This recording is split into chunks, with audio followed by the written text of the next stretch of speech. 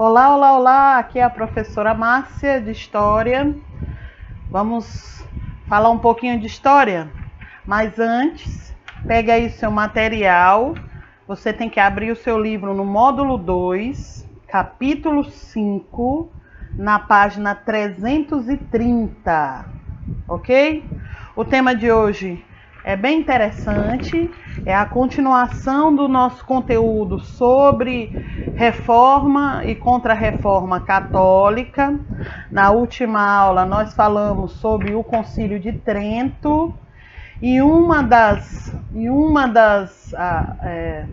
ideias propostas dentro do Concílio de Trento foi justamente o Tribunal do Santo Ofício, ou Inquisição.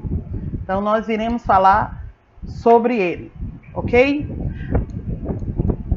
Bom, como eu tinha falado para vocês, o poder da Igreja Católica, principalmente após as Cruzadas, na Baixa Idade Média, ela começou o seu processo de enfraquecimento.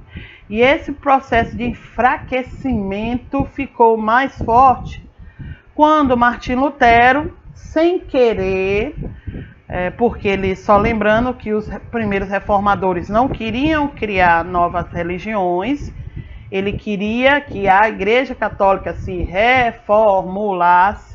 reformasse, ou seja, deixasse de praticar algumas coisas que para eles eram errados. Só que essas ideias renovadoras ocasionaram o surgimento de novas religiões, ou seja, o poder da Igreja Católica, por ser uma única religião naquele período, começa a enfraquecer, porque agora surgiram novas religiões, novas ideias de ver o mundo, de ver a posição humana perante o mundo. E a religiosidade, mudou-se a visão da religiosidade com a reforma religiosa, com a revolução religiosa. E a Igreja Católica, é lógico, não ficou paradinha na dela vendo essas transformações. Então, elas criaram essa tal de contra-reforma. E essas decisões, dessas práticas foram escolhidas, foram propostas num concílio, onde o alto clero começou a ditar regras, normas de conduta, práticas que deveriam ser obedecidas para, vamos dizer assim, defender a fé, ok?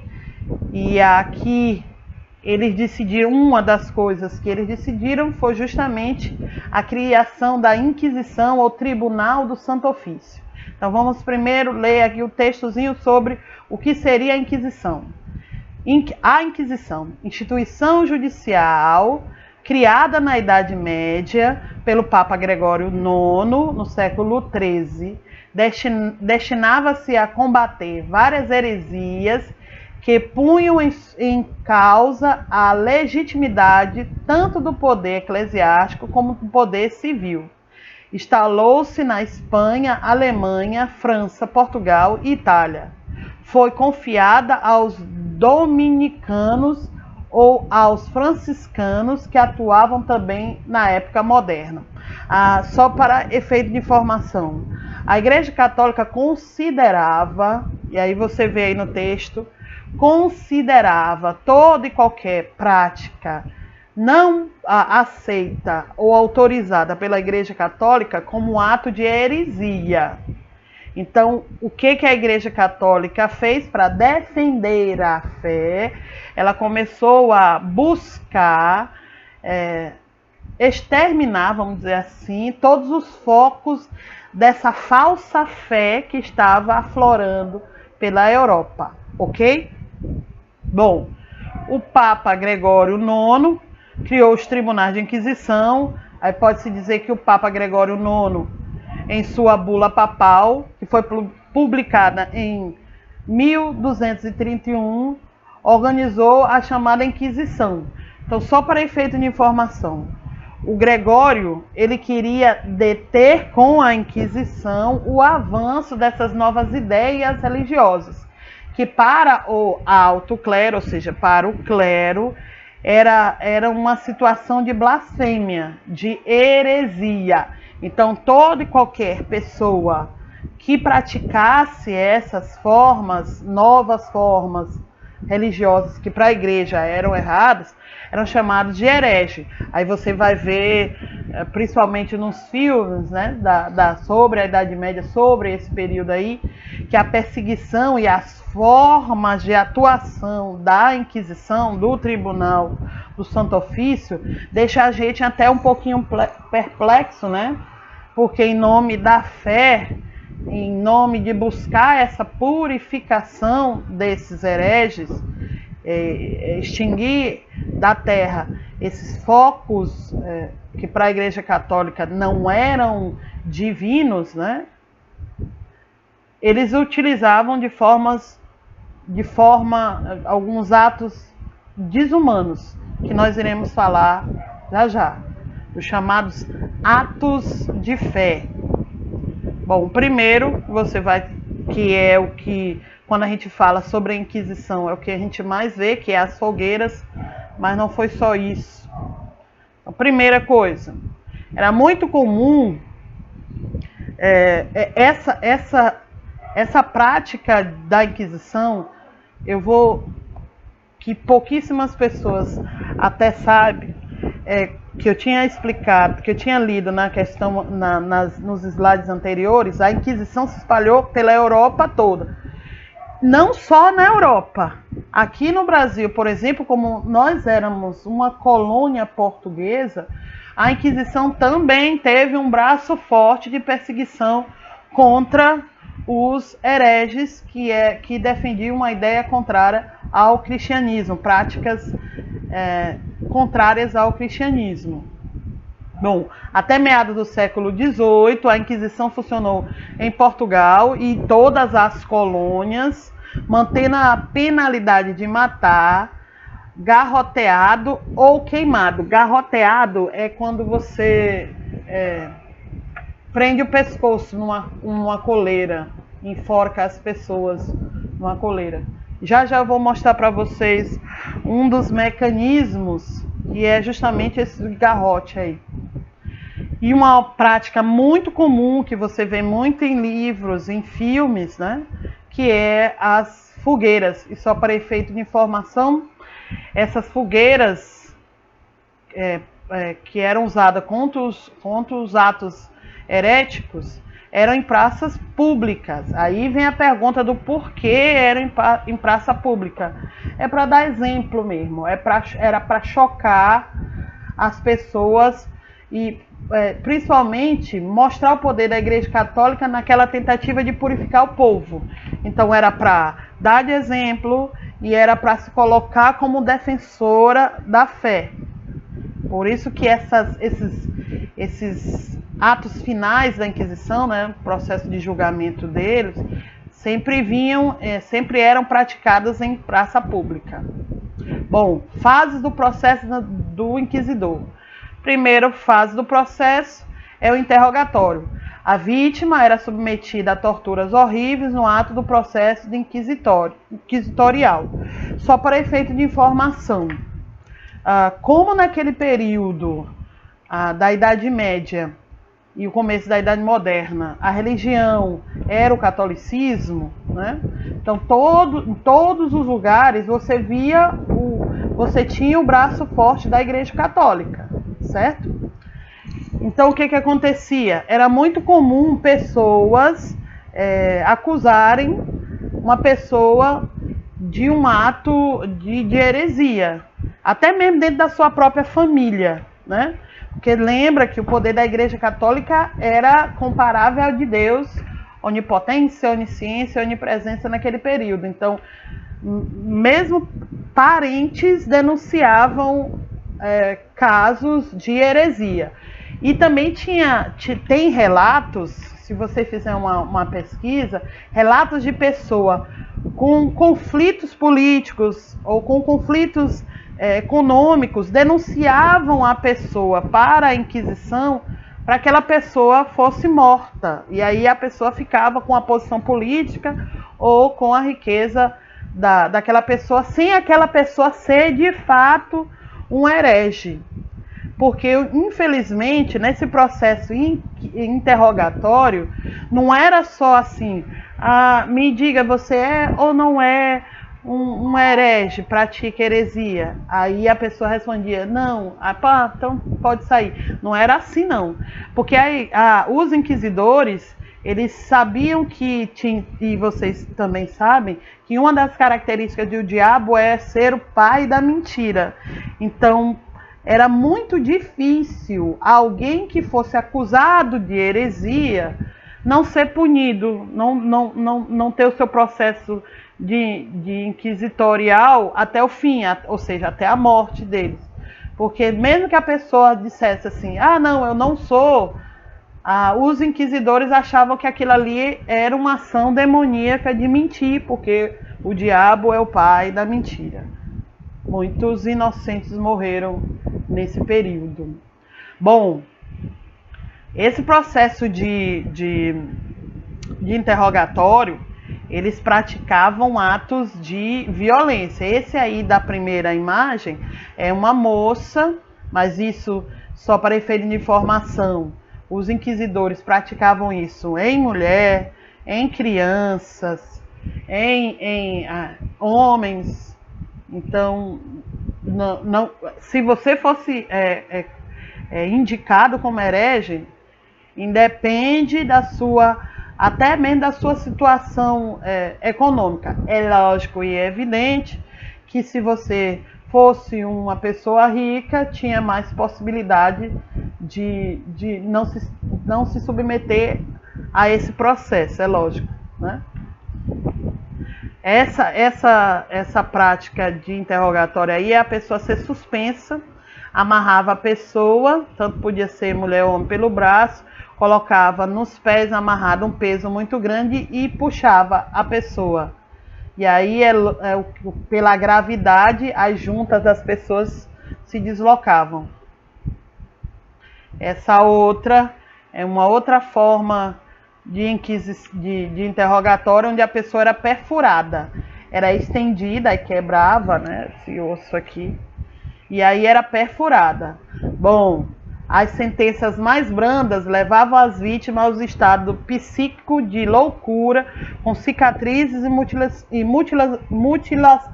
mutilações pelo corpo. As práticas de interrogatório eram variadas,